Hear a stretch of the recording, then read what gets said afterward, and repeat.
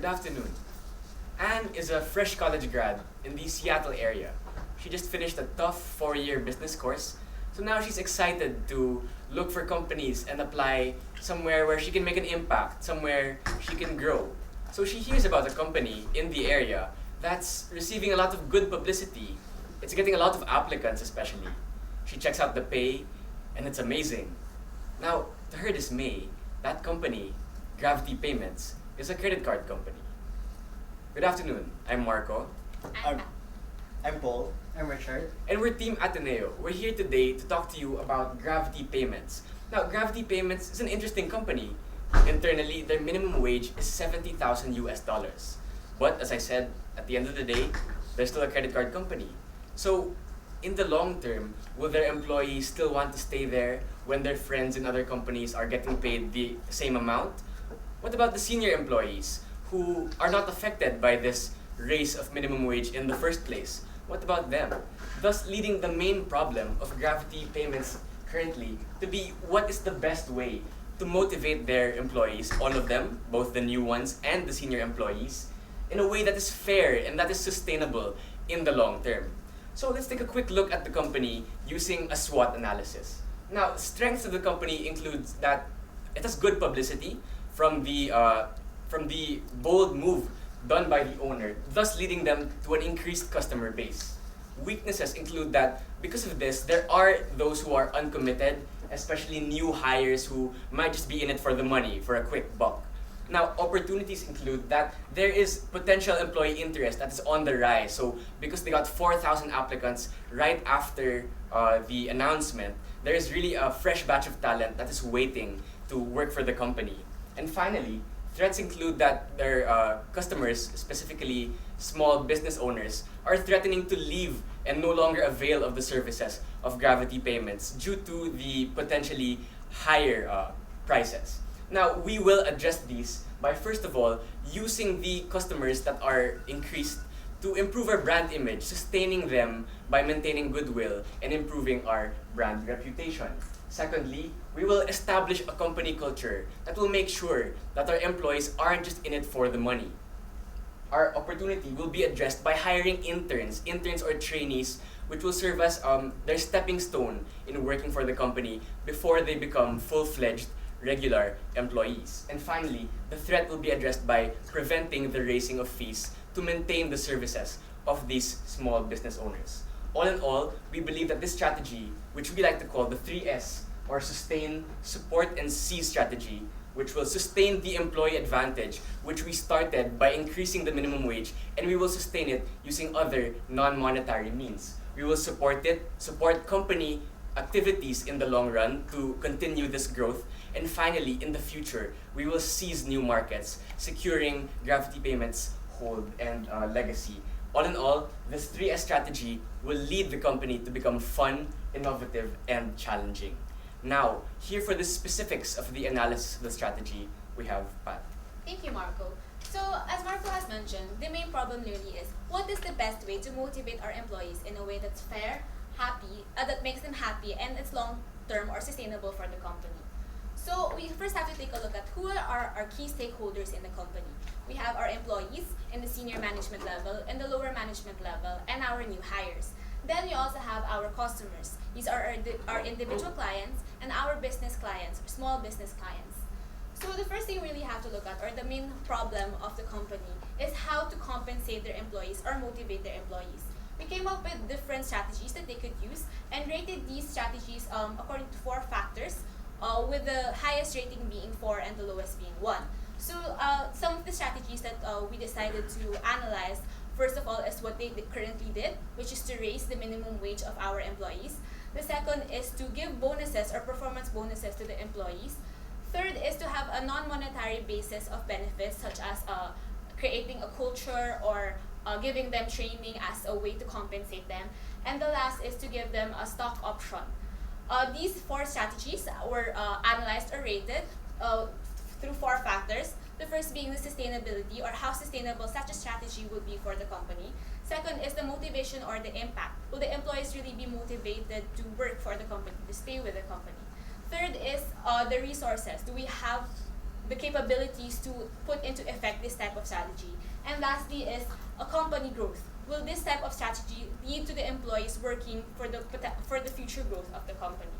So with these four factors, we see that raising the pay is not a very sustainable or not a very good strategy in the long term, because we can't just keep raising and raising the money in the long term. So the people who were there when the minimum wage was raised are the only people who actually saw or reap the benefits, because they're the ones who were given more money.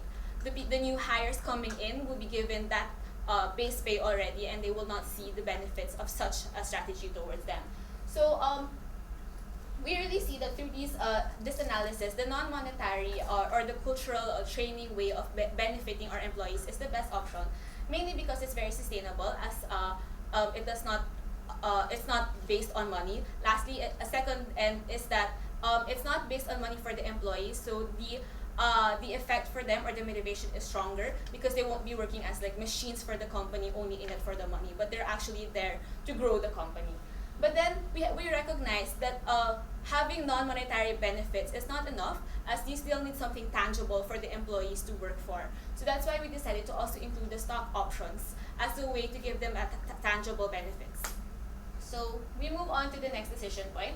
Is, okay, we have our strategy, but where do we fund this strategy? Because currently, most of the strategy that they used to raise the pay of the employees was sourced from Dan Price sacrifice of lowering his pay or mortgaging his house. So like 60% of the money that they used was actually for Dan Price, but we can't just rely on him in the future, because we have to find other ways to fund our strategy.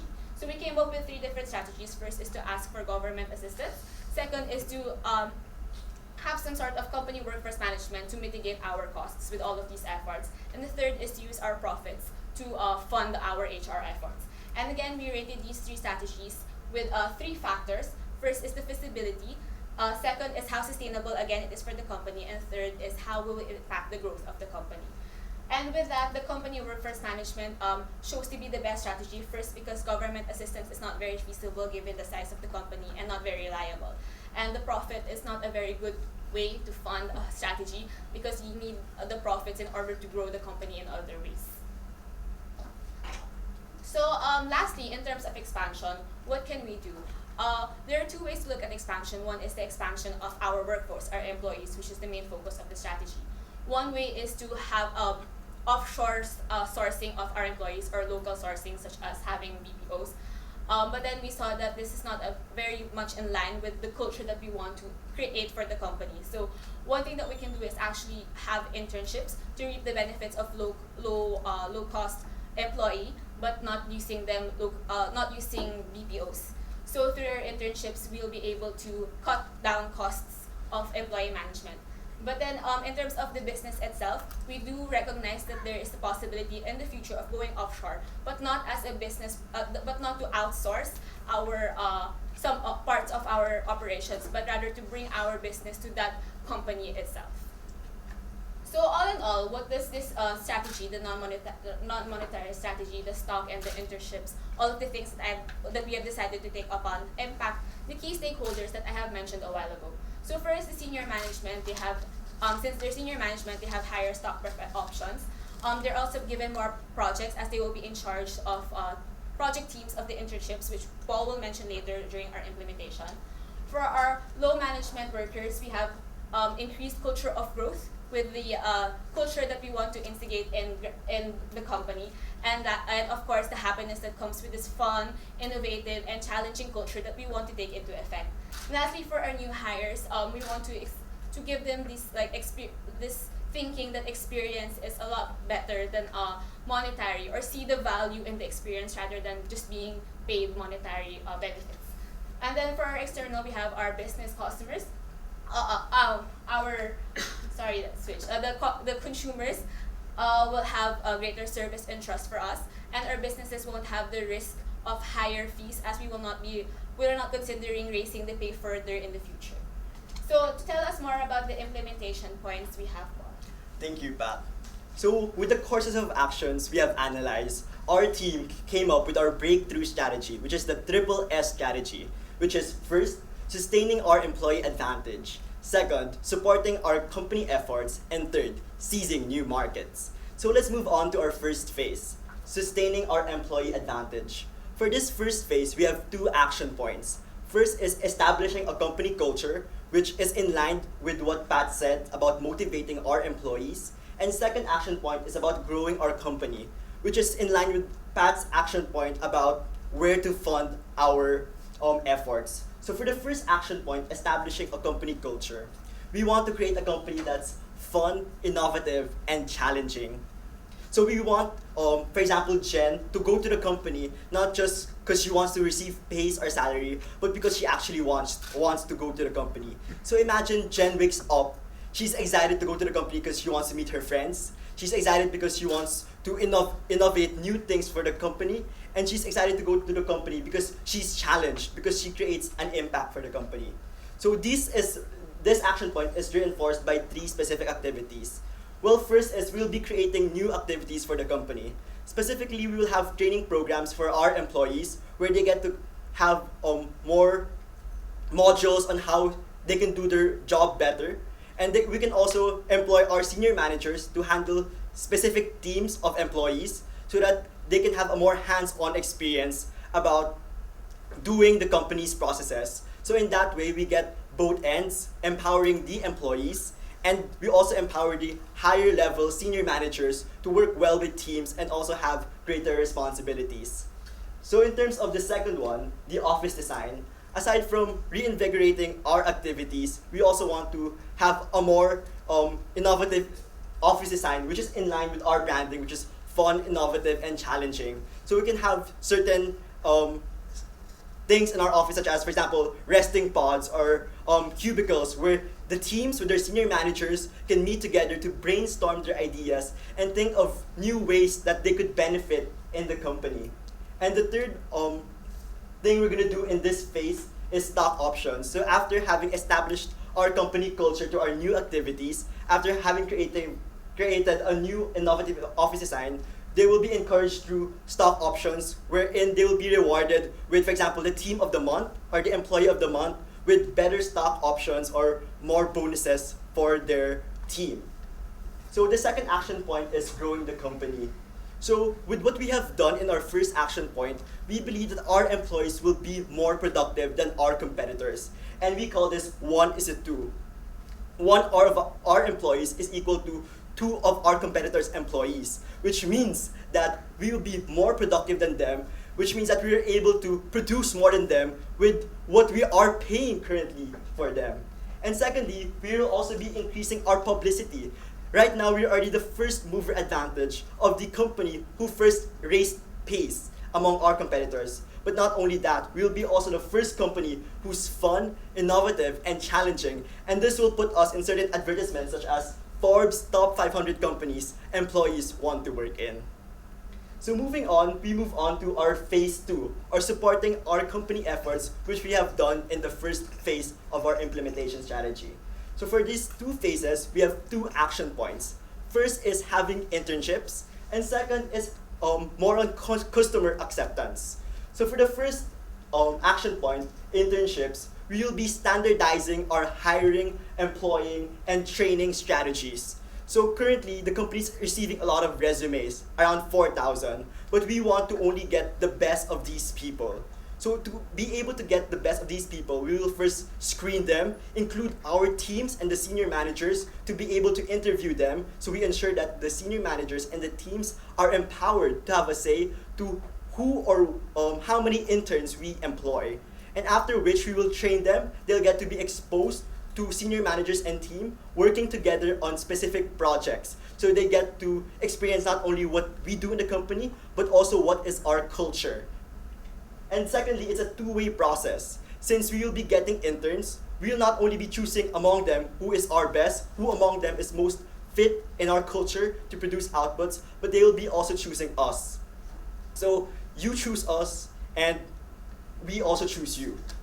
So for the phase 3, or for the next action point, it's customer acceptance. So after having better employees and training new interns, we believe that they will have an effect on our consumers. So right now, the more productive employees have an effect on the end consumers because of a better experience, more friendliness, which drives our bottom line. So we believe that through this action point, we can impact our profitability. And secondly, small entrants. So after having standardized our models, we believe that we can prove to the small business with low operating margins that we mean business by investing on our employees. We do not just do something social to increase their pay, but this is also in line with our bottom line. So finally, phase 3, seizing new markets. So after having done all of those implementation points, well, of course, we'll first evaluate on all of the things we have done and all of the things we could improve on in the future. And secondly, we will be focusing on where could we go next. With our strong internal system, we will be looking into new markets such as, for example, Europe or South America or Asia, where we could expand our services. So just in summary, we created a timeline. So the first 1.5 years will be focused on the first phase, which is sustaining our employee advantage.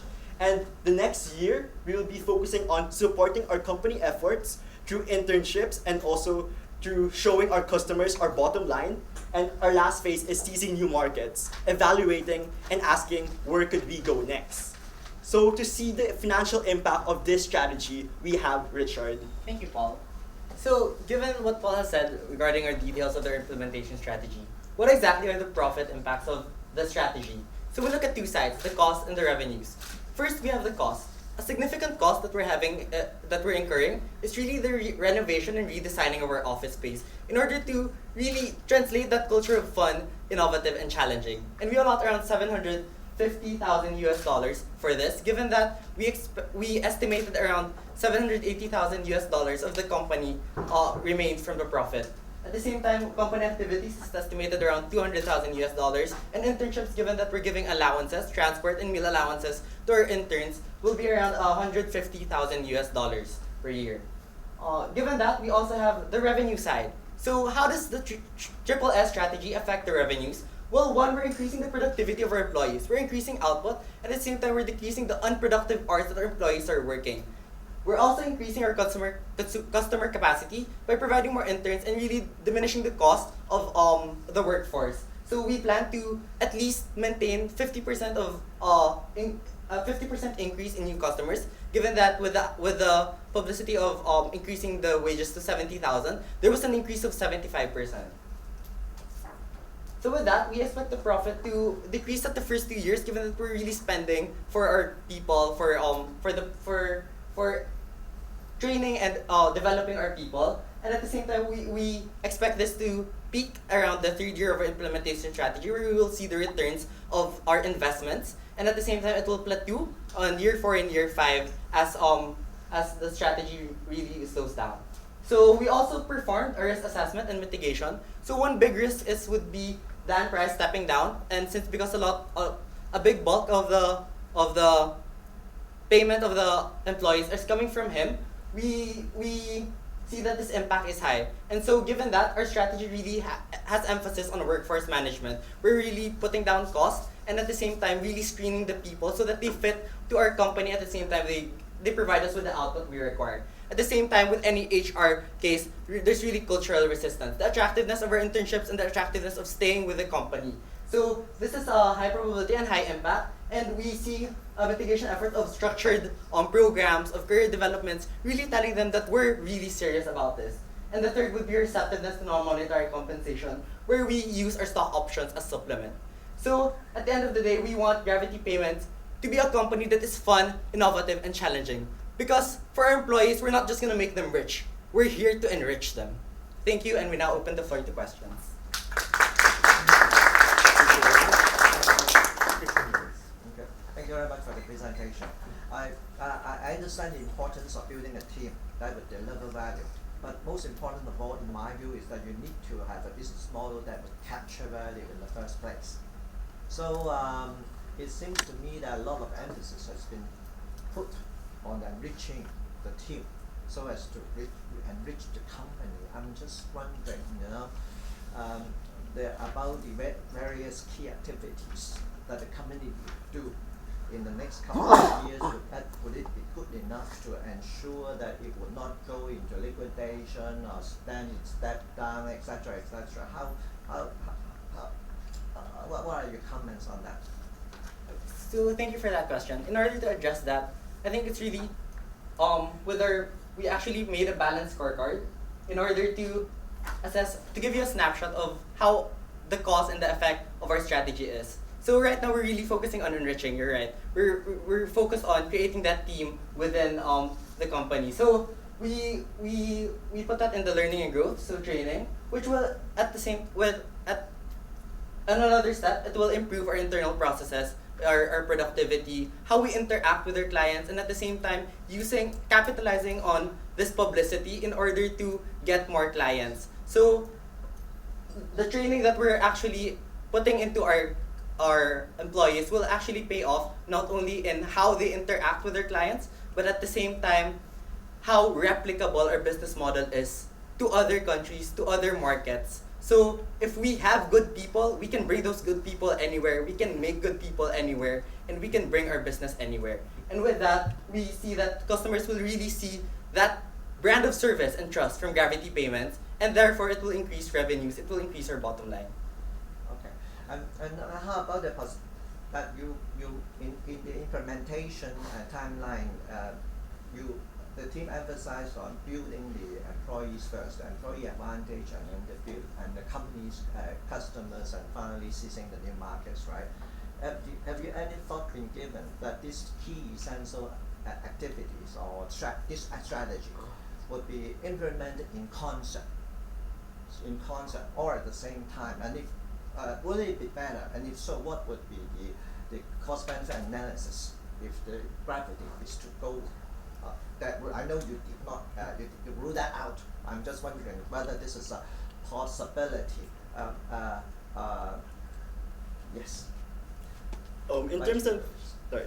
Thank you for that question, sir. In terms of the implementation phase, yes, we segregated it into 3-year term, and this could happen in concert. But what we wanted to say is that for the first 1.5 years, our main focus is more on sustaining employee advantage. On the year after the 1.5 years, we want to focus on supporting company efforts, and the next 1.5 year is when we go onwards, where we seize new markets. So in terms of the implementation timeline, this can happen in concert, but the main focus of our 3-year implementation phase is segregated as such, so that it's easier to digest and understand. And just to add to that, these spacing is more of like when to initiate our strategy. So when we say 1.5 years, it doesn't mean that the sustaining our employee advantage will only happen within that 1.5 year. It can extend further to our 2nd year just to keep it going and to keep our strategy fluid and really for the long term, which is what Gravity really wants for its company. Thank you. Okay, my question would be, how much would you pay your internship? Actually, we're pegging the cost at around $600 per month per intern. So we're pegging this cost based on our own experience, our own internships. But we multiplied it by a factor of 1.8. How much we're paid for our internships multiplied by 1.8, given that there's difference in standards of living and things like that. So we use that in order to assess that $600. But at the same time, we recognize that this will only really cover like transportation allowances, meal allowances, as has been covered in our own internships. So Dan pays the minimum wage of 70K. So how much is that? How much is the number for the intern?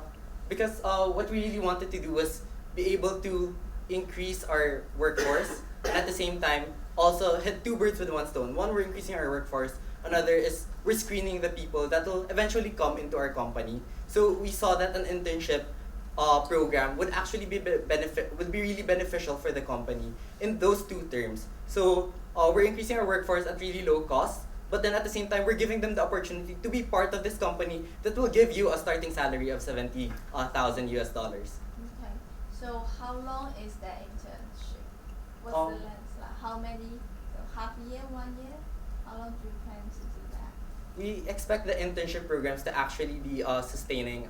As we said before, it's gonna start on the year 2.5 of the company of the strategy. But at the same time, the program, I guess we'll have to assess different meters on how we have to structure the program. But I think with what the team has discussed, it's around 6 months, half a year for an internship program, in order to really get the feel of how the person is, of how they fit into the culture, and at the same time, what the output or what the quality of their output is for the company. And just to add to that, I think 6 months, or we think 6 months is the appropriate amount of time, because aside from their capabilities, we also want to assess if they're just doing it for the money. So 6 months of your time, if you're an excited college graduate or an excited young person, you really get to see if you're really into the job, or because eventually, pay isn't worth it if you don't like what you're doing, if you're not into the future of the company you're working for. So that's what the length and the pay of the internship is meant to evaluate. How are you going to manage the messaging around that when Dan is saying he's paying $70K for his full-time employees, and then you're using a bunch of interns at $7,000 a year, basically, so 10 times difference? What are you going to, what do you think it's going to look like when you say Dan Price says $70K, but he's paying $7,000? Okay, so as Marco had mentioned before, one issue actually Dan Price has already identified was that a lot of the 4,000 applicants that are coming in are really in it for the quick buck. So they just really want to make money, maybe spend like 3 months, 6 months in the company and leave with their money. So with an internship program, we really assess people who aren't just in it for the money. External messaging. How do you explain this in the media? Just to add to what Shard is saying, just imagine a case in point, Google. They're one of the top 500 companies employees want to work in. And before you become a full-time employee, they also have internship programs. They also have camps where they screen the employees.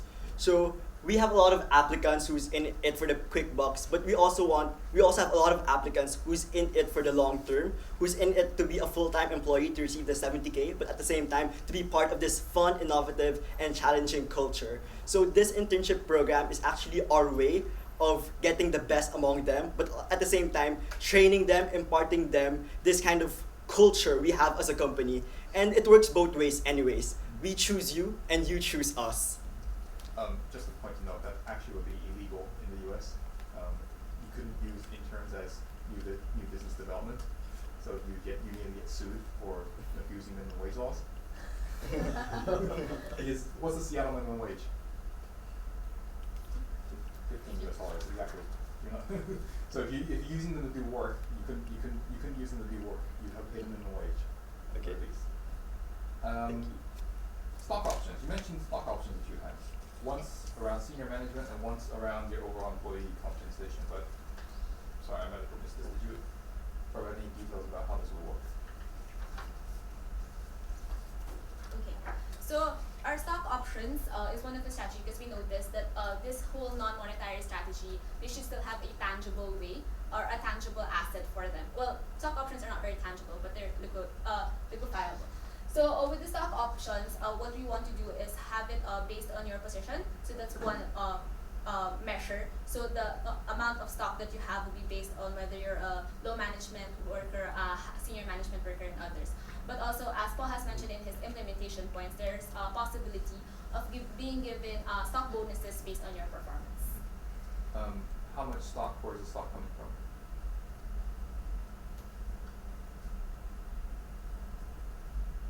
What are your options? Okay. So we have, in terms of stock, of course, we have the option of having diminishing for perhaps our public stocks and using it for our employees, or we can't really take away from our senior managements because they are from our investors or the board, since they're a big part of the company. So that's one of our options. If through our public stocks, we can diminish this and use it for our employees. So new share issuance. How do you think that would affect the lawsuit? I'm sorry, how would this affect? How would diluting your minority shareholder look when you're in court, when the minority shareholder is already suing the majority shareholder? And how would you deal with that?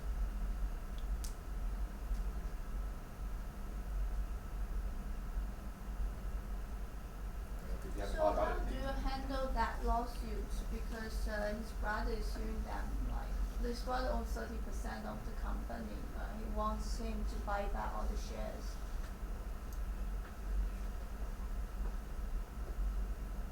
Or is that a concern, even? Yes, that was actually one of the things we were thinking about, the stock options. But then we didn't focus on that because we wanted to focus more on the company. But we think that the providing more stock options for our employees, yes, can have some friction towards his brother who wants to control the shares of the company. But we believe that to establish a strong internal company, we want employees and we want senior managers who are in both with our culture, which is being fun, innovative, and challenging, and who wants the best for our company internally to be able to grow externally. Question about the financials. I don't know if you can find that slide. Financials, 2.2 million profit previous years, projecting down to 1.1. Except, so where's the profit coming from? 1.5. Considering we just did the 70,000, the pay increase to 70,000, profitability is close to zero. So where's 1.5 coming from? Okay, so given the 2.2 million US dollars profit, so actually we estimated how much cost, incremental cost, the company incurred because they increased the 70K amount. So we actually estimated it at around 3.45 million US dollars, given that they have added employees and at the same time the 70 employees were increased from their original pay to 70,000. So with this 3.45 million US dollars, 2.03 million US dollars coming from price, one from his salary and another from the house, and the rest will be coming from the profit. So that's 1.42 million US dollars from the profit. So that's 780,000 left from the previous year profit. So we expect a lot of this to be reinvested mainly for the capex that we're using for the office redesigning, for the office renovation. At the same time, we still expect profit to be increasing mainly because of the increased productivity of our employees, and at the same time, the increased customer capacity that we'll be having with our workforce management. Okay, but I just thought we're using the intern for business development is illegal, so that doesn't work, does it? You mentioned expansion to new markets. When would the company consider this, and what would be the criteria? For the third phase, after we have evaluated our internal strengths of the company, once we have established ourselves in the local market as a strong business competitor, having a strong business model, we plan to expand to new markets, such as, for example, South America, Asia, and other emerging markets such as India. Well, some key decision factors here is, of course, the impact of the profitability in those markets towards our company. Second is the transferability, whether we could apply the same business model from our home market to another international market. And the third is the branding, whether transferring our company to a international market would be apt for the company, whether it would be beneficial or whether it would just cost the company. For example, as Pat has mentioned in her analysis about outsourcing a BPO to a third world country such as the Philippines, we believe that this will diminish the brand equity of the company, because right now they're building a company with a strong employee workforce which are fun, innovative, and challenged. But then if they just simply transfer to an international market to have cheaper labor, we believe that this will be bad publicity for them. But how about the possibility to transfer the same kind of graffiti culture to Philippines? Wouldn't that work at all?